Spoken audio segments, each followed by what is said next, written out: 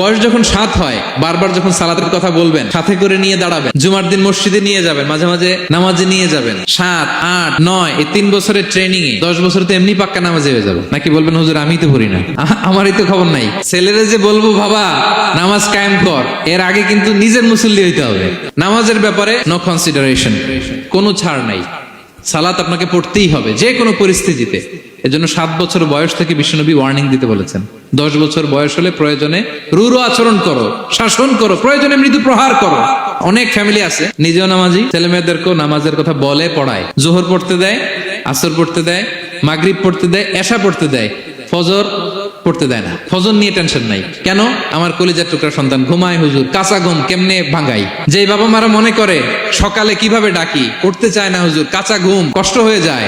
ফজরের সময় যদি আগুন লেগে যায় আপনার ঘরে, কি করবেন? আরেকটু ঘুমাক, কাঁচা ঘুম।